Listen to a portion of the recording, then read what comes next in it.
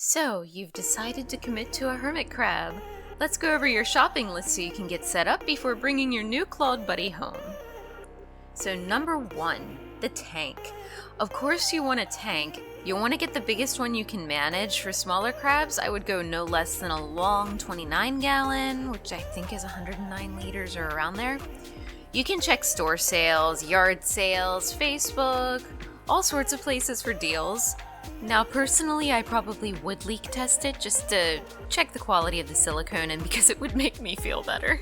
And the first tank that I started with was a 30 gallon.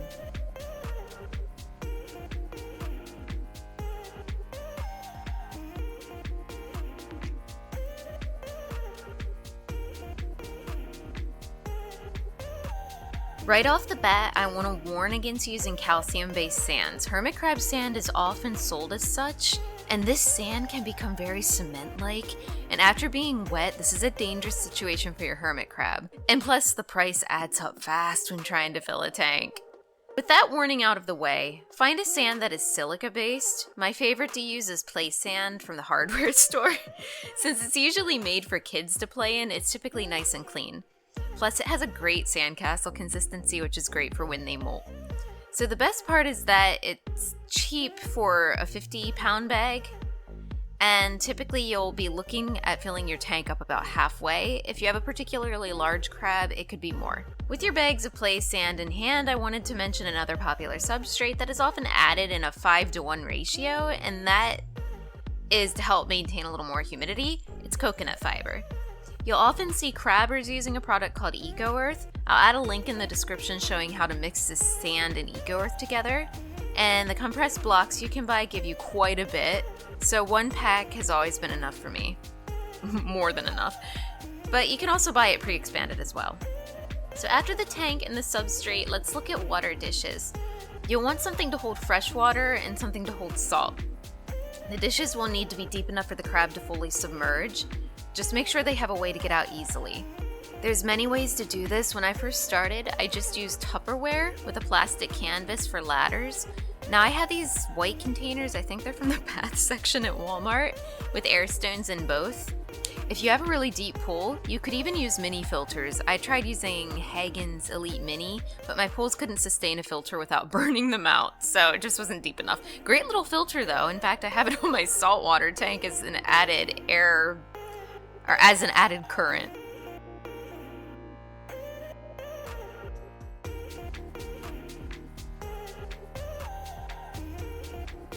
Just like our finned friends, hermit crabs typically can't have water straight out of the tap. That being said, you will want a water conditioner. My favorite, and the one I've been using for a decade, is Seachem Prime. If you go with this one, it'll be 2 drops per gallon. And next you'll want to make salt water. There are many different brands of salt water for mixing this up.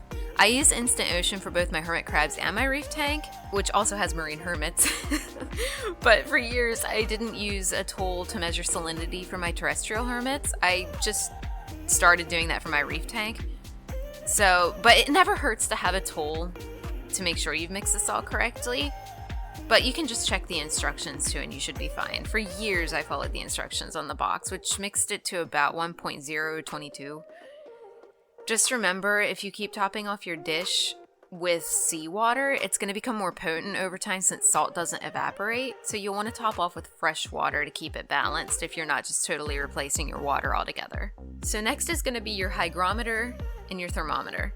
So speaking of tools, a critical tool and definitely a requirement is a hygrometer. You'll also need a thermometer. These are often sold as combos, so that's nice. The hygrometer will measure your humidity, which is critical in maintaining a happy, comfortable life for these little ones. My favorite ones to use are the ones with probes, so the unit isn't exposed to high humidity constantly. However, I am back to using the one I started with all those years ago, which is the Accurite. I had one with a probe that I loved. It lasted years. And then someone decided to claw through the cord. And I had electrical tape on it to protect it as well, and they just clawed right through it. But yeah, they swung on it too, so after a while it just pulled it down, exposed the unprotected part, and yeah, that went over really well. So I haven't found a probed one that I liked since. So I'm back to using the Accurite, and it's still just as good as it was at the beginning. And it doesn't hurt to have one on both sides so you can monitor both sides of the tank and just make sure things are reading correctly and not broken, if that makes any sense. Alright, so next you'll need a heat mat. I recommend the Bean Farm as they don't use adhesive to mount, and this makes it easier and safer to reuse in the future if you change the tank or upgrade. Mine is held up with electrical tape. But for a long time I simply use the adhesive ones like Zoom Ed. Just make sure you're placing these on the back of your tank, not under. If you put it underneath, you could cook a molten crab and nobody wants that. So don't buy the hermit crab ones either because they're just too small.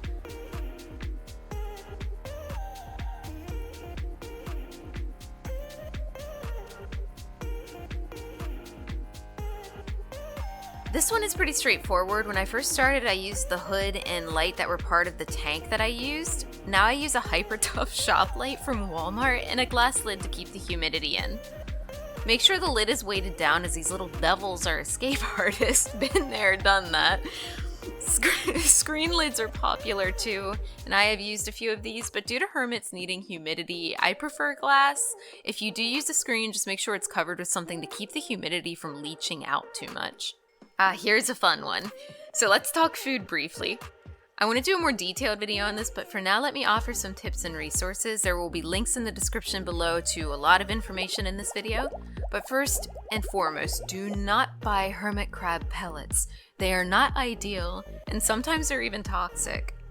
I highly advise staying away from anything with ethoxyquin. I'm probably butchering that name, but this chemical I believe is often used as a pesticide and could potentially damage the hermit crab's exoskeleton, so I feel it's best to just avoid it altogether.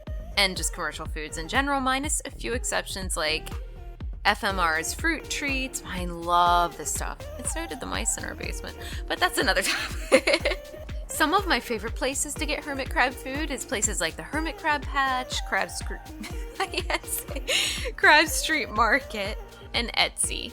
And just a side note, Crab Street Market is part of the Crab Street Journal, which is a fabulous, fabulous resource for hermit crabs.